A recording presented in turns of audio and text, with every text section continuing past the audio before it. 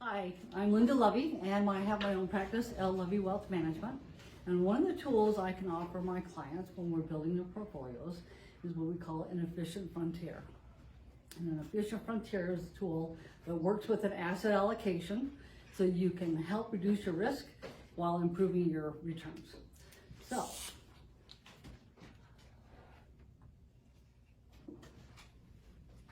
it's this line here represents your rate of return. And this line down here represents your risk. So typically the curve would look somewhat like this. All right.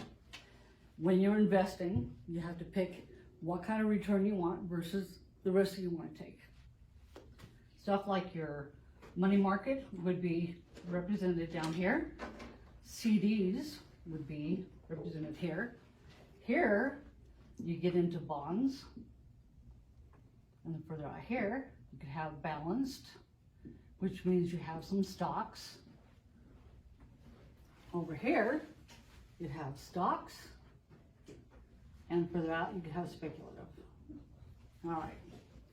When you are building an efficient frontier, you look at 4 different quadrants.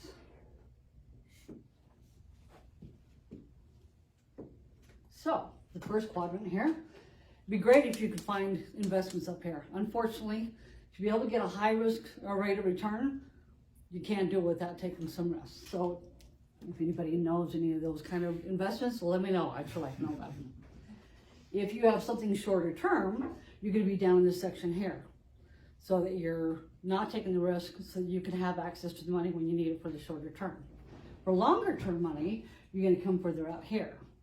So this is a good place to come up to here if you are not really risk averse. This quadrant right here is a quadrant you want to stay out of. The reason why is, why would you want to take this kind of risk if you're not getting rewarded with the returns? All right, so when you run an efficient frontier on your portfolio is entered in. The program will go through and figure out exactly where you sit at. It'll show you the comparison indexes that you'd use.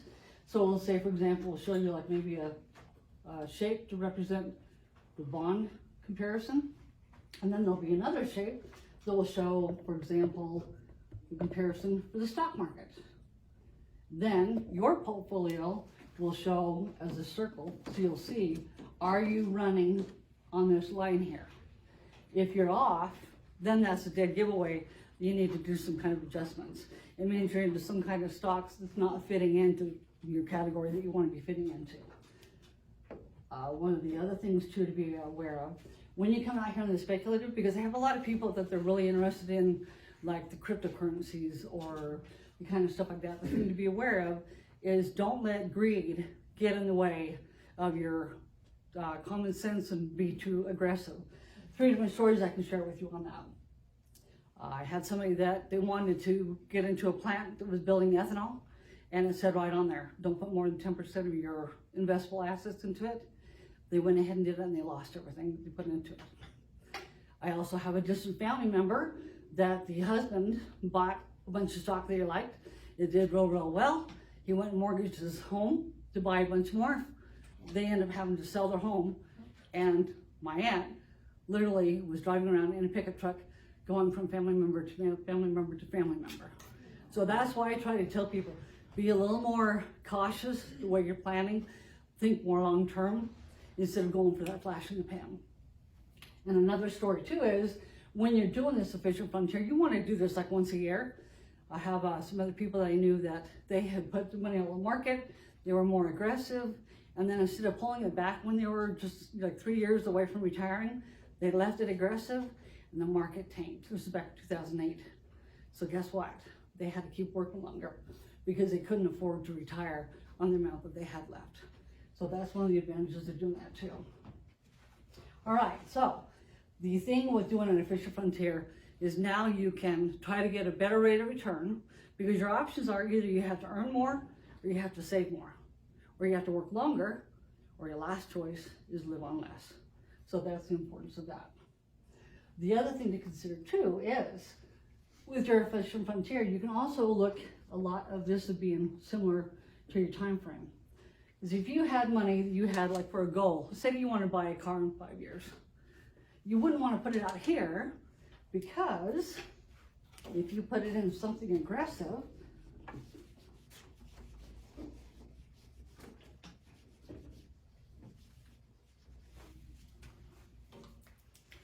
so let's say you're in an aggressive market and it's going to be going up and down, versus a bond fund or more of a balanced fund.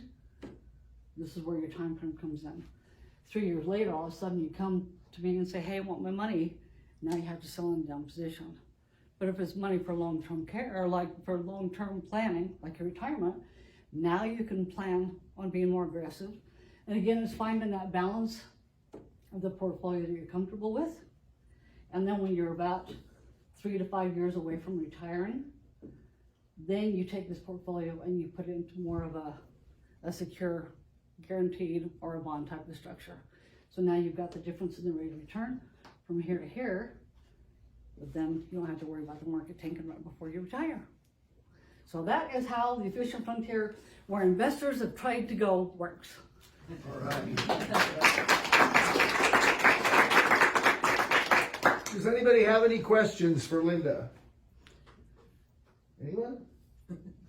All right, Linda, tell us how people can get a hold of you. All right, so I have a website, www.llovie.